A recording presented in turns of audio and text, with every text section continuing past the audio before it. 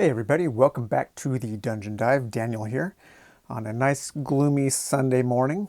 Last night I played one of the D&D adventure board games, the Temple of Elemental Evil. And here's the result of that playthrough. Now I'm sure some of you are thinking like, oh my god, what a boring game to be showing on a Dungeon Dive channel. These are kind of like these D&D adventure board games are kind of like the most basic dungeon crawl games you can get. They're ubiquitous. They're all over. There's thousands of videos about these games online already. So I'm sure some of you are thinking like, why would you spend time playing this or going over this game when there are so many other, better, more esoteric dungeon crawls to be talking about? And the truth is, it's been a couple years since I've played one of these D&D games, and I just wanted something simple that I could set up last night and get right back into and play through an entire game in a short amount of time. And for that, under those circumstances, I do think that these are actually pretty good games. One thing about these D&D games is that you have to play them differently than you do other dungeon crawl style games. So I do think that these games actually have more in common with the threat management style games like Pandemic and Defenders of the Realm, Defenders of the Last Stand, in that if you just move around the board, if you just move around the dungeon, exploring, looking for the different tiles, like you would in a game like Warhammer Quest or Darklight Memento Mori, without thinking about how the different tiles and spaces work and the placement of your characters on each tile, you're going to have a really difficult time.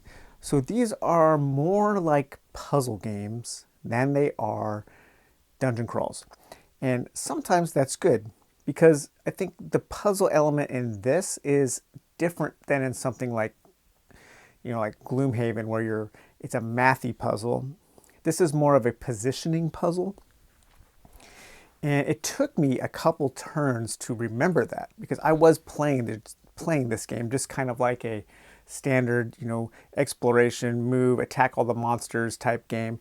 And I was actually getting my butt handed to me because there was a lot of monsters spawning, a lot of bad encounters were coming out. And I realized that I just kind of had to like approach this game differently than I would a more traditional dungeon crawl.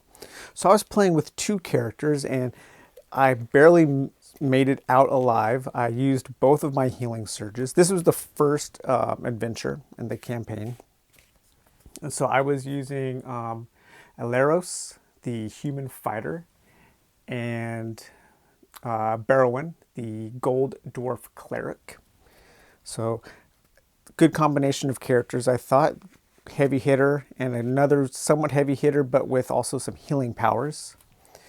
And I started here. So in this one, you start at this place called the Massacre Site. You're kind of like held captive and you have to try to escape to get to the starting tile. And one of the things about the Temple of Elemental Evil is there are tons and tons of traps. And all of these traps will do certain things to your character. Most of the time, they just deal damage. Sometimes they're duds. They're clear. You got spear traps, do 3 damage. Bear, an arrow trap does 2 damage. So you're having to work your way through the maze, avoiding traps or disarming them, fighting monsters, and having really bad encounters. Of course, whenever you draw a tile that has a black triangle, you have to draw an encounter card. Or if you don't explore a new tile, you have to draw an encounter card. So there is a loitering penalty. And that's one of the things you really have to think about in this game is you can sit around and you can try to clear out all the monsters, but every turn you don't explore a new tile, you're going to draw one of these encounter cards, and they are almost all bad. And I find that the encounter cards are usually even more deadly than the monsters. So for one of them I had was this magnetic rocks. Your hero loses 200 gold pieces or discards one treasure item. And then it also attacks you with a 7+, and it does 2 damage. You can generate new cultists. I did have this familiar voice. It's an event that allows you to draw an ally. And I have put together a little ally deck. So I have Human Ranger, Dwarven Defender, Dragon Knight, Dwarf Cleric, War Wizard, Halfling Sneak, and a Half-Orc Thug. And the ally that I drew, I got really lucky. So I drew the Human Ranger ally. And, wait, no, it was the Elf. Where did that one go? Oh, here it is, my discard, sorry.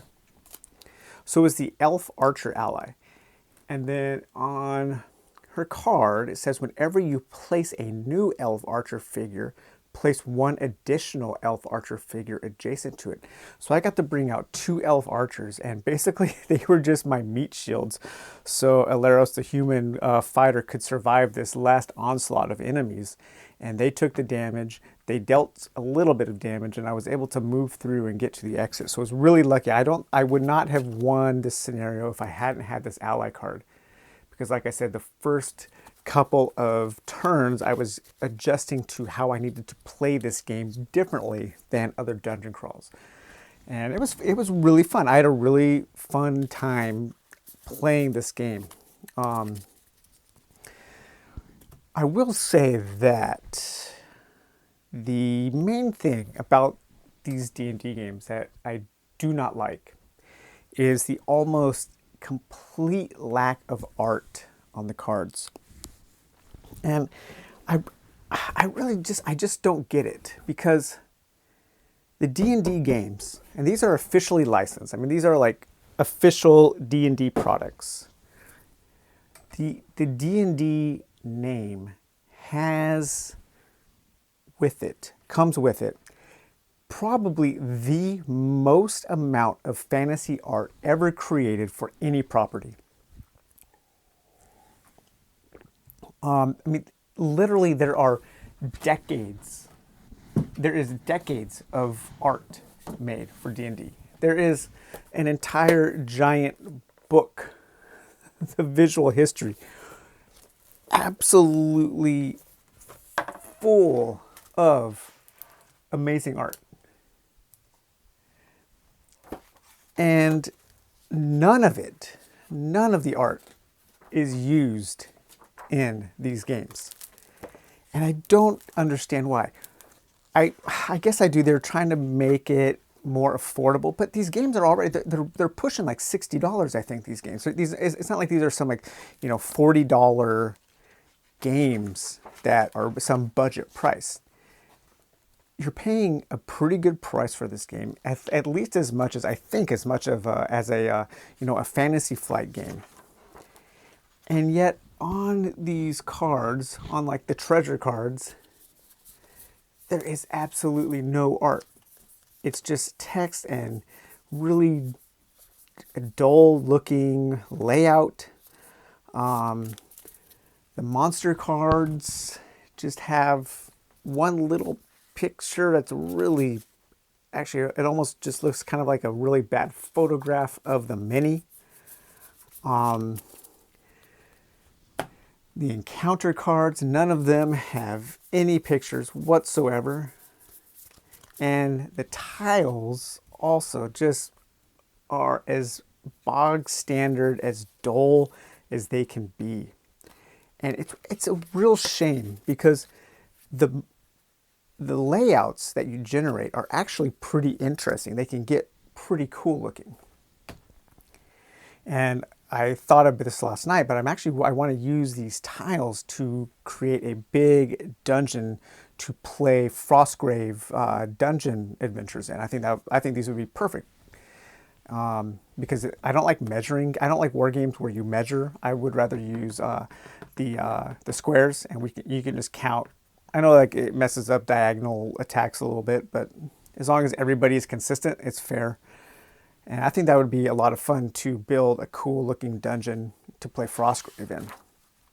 But in my opinion, these games should be like ways to get people who aren't into D&D really into the world of D&D and to expose them to all of the amazing art and lore of the D&D world.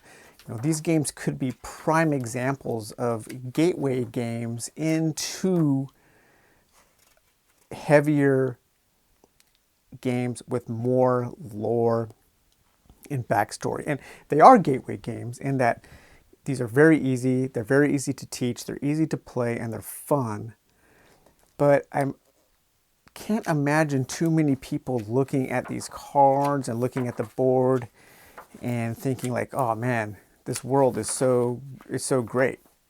And I do think that some additional art would go a long way in making these games not so much better games, but having better table presence. And in these kinds of games, in these kinds of adventure games and dungeon crawl games and fantasy games, table presence is something that really is important to us because we like, I don't want to speak for everybody, I like to be drawn into a world in the game, and the art goes a really long way into doing that. You know, something like Dungeon Degenerate's Hand of Doom, or even like so Legends of Andor. Legends of Andor is a super puzzly, more Euro game, fantasy game, but the art on the board and everything really does a lot to sell the experience.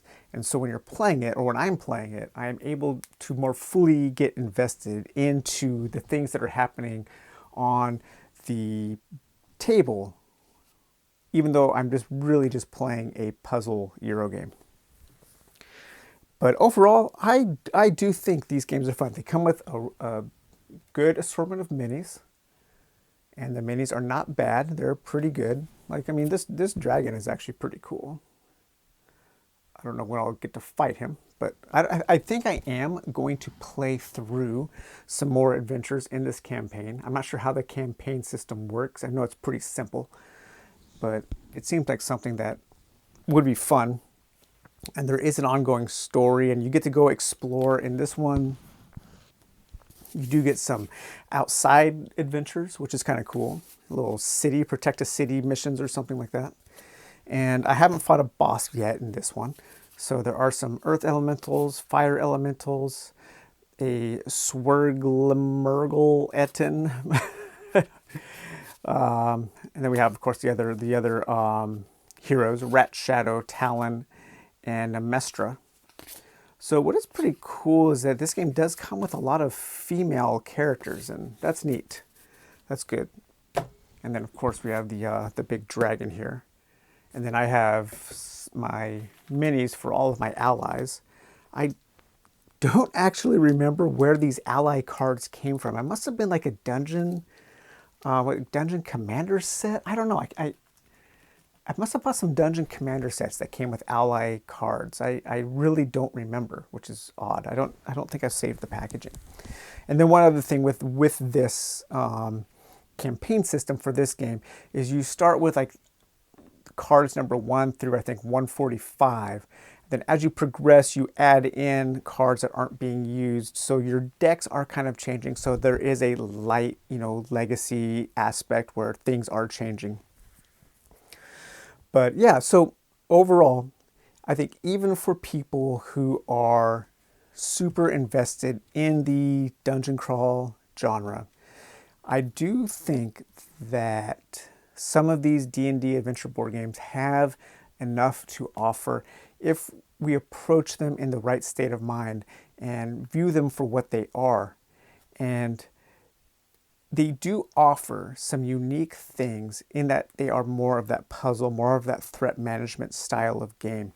And so I was, I was really surprised to remember that, or that I had forgotten. That was surprising also, because yeah, it did take a few turns to like, oh yeah, I need to remember that I can't just hang around and try to kill all the monsters. I need to manipulate them by the way they move, by tiles, and I need to get, diagonal from them so they can't move to me, and that kind of thing. And I ended up having a lot of fun. I learned, relearned and played the entire game in like, it was like an hour. And you can't say that for a lot of dungeon crawls, especially a lot of modern ones. So yeah, so I just wanted to do a really quick kind of review of the Dungeon and Dragons adventure board game, Temple of Elemental Evil. If you are a seasoned dungeon crawler and you haven't played one of these games in fear of them being too basic, I would say to give one a shot. This one seems to be like a good one. The only one I have, the other one I have right now is Legend of Drist. I had Ravenloft and a Charlatan, and I sold both of those when I cleared out a whole bunch of board games a few years ago. I sold almost all my board games quite a while ago. Only kept a few, and then rebuilt with a more focus on the kind of stuff I'm into, trying to have a wide variety of games. Ravenloft and Charlatan, I think, are a little too basic. Those don't have a lot going for them. I think they really started to step up their game with the Legend of Drist, and then you have this one, and then that newest one that I am completely blanking on. The Tomb of Terror, Tomb of Horror. What's the? I totally forgot the name of the new one, but I actually do want to get that one now. Playing this last night has kind of re-energized my interest in this system, and I think it's pretty good for what it is. So all right, well, hope you guys enjoyed this video, and we will talk to you later. Bye bye.